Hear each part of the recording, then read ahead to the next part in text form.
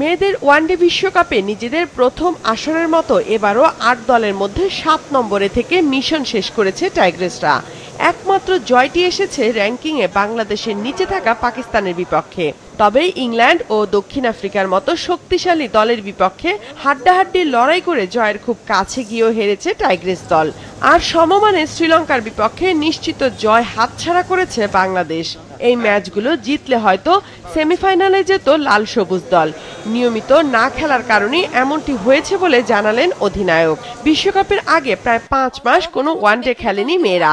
যতটুকু প্রয়োজন ছিল হয়তো অতটুকু আমরা পাইনি, বাট স্টিল একটা ভালো প্রিপারেশন ছিল টিমের ভিতরে।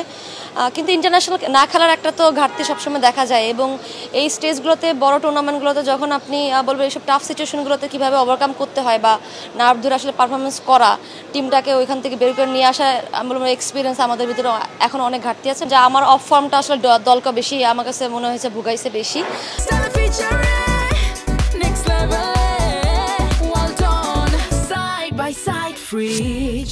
কারণ দেখেন টপাররা যখন ব্যাটিং করি, যখন একটা ভালো স্কোর থাকে, কারণ আমি অন্যরকমভাবে ব্যাটিং করতে পছন্দ করি, সো সেই ক্ষেত্রে সেটা আমি আসলে দলকে ইনক্লুড করতে পারি নাই, যেটা একটা বড় একটা বলবো যে ল্যাকিংস রয়ে গিয়েছে টিমের ভিতরে। এবং ব্যাটিংটা ভিজিবলি আমাদের একটা থাকে না, একটা কনসিস্টেন্ট পারফরমেন্স হচ্ছে অ্যাজ এ ব্যাটিং ইউনিট হিসেবে।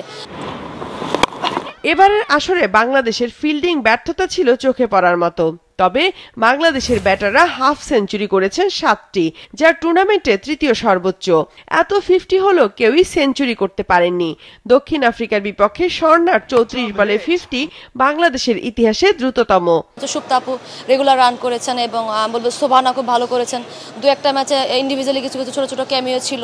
স্বর্ণা খুব ভালো খেলেছে, ঝিলিক স্টার্টিংটা অনেক ভালো দিয়েছে। মারুফা আমি বলবো যে ও নতুন বলে অনেক বেশি কনসিস্টেন্ট ছিল, বাট মাঝে দু একটা ম্যাচে ও হচ্ছে বলবো কলাপস করেছে, বাট স্টিল ওর কাছ থেকে টিম আরও বেশি আশা করে। স্বর্ণা ম্যাচগুলোতে বলবো এক্সেপ্ট সাউথ আফ্রিকা, বাকি ম্যাচগুলোতে আসলে ওর প্রতি অনেক এক্সপেকটেশন ছিল, কারণ ওর সক্ষমতা আছে সেটা করে দেখানো, বাট সে করতে পারেনি। বাংলাদেশ নারী ক্রিকেট দলে স্পিনারের ছড়াছড়ি, যেখানে আলাদাভাবে নজর কেড়েছেন পেসার মারুফা।